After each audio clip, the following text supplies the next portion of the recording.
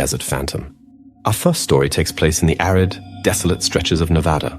A trucker, who we'll call Joe, was driving through the middle of nowhere on a long haul, transporting goods from California to Utah.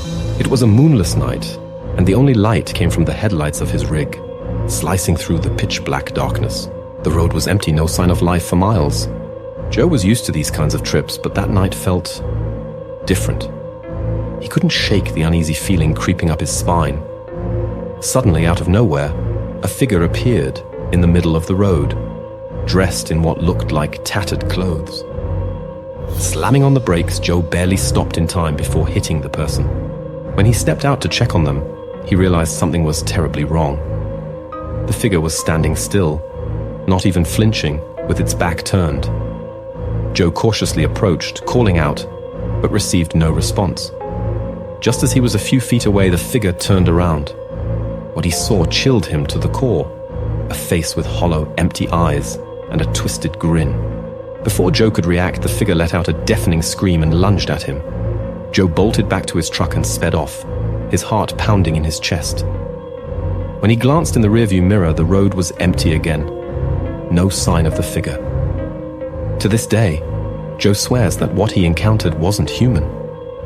The rest stop stalker. Our second story is from a trucker named Karen, who was making her way across Texas late one night. With heavy eyes and fatigue setting in, she decided to pull over at a rest stop. The area was deserted, just a couple of dim streetlights flickering in the distance. Karen parked her rig and decided to catch some sleep in her cab. She had just closed her eyes when she heard soft tapping on her window. She tried to brush it off as branches or maybe the wind. But the tapping continued, persistent and rhythmic. Finally, curiosity got the best of her and she peeked out the window. What she saw sent chills down her spine. A man, standing just outside her truck, staring directly at her. He had a sinister smile, his teeth yellowed and jagged. But what scared her most were his eyes, cold, lifeless, and completely fixated on her. Karen quickly locked her doors and grabbed her phone to call the police. But as soon as she dialed, the man disappeared from view. Panic set in as she frantically searched the area. That's when she heard it, the creak of metal from the back of her trailer.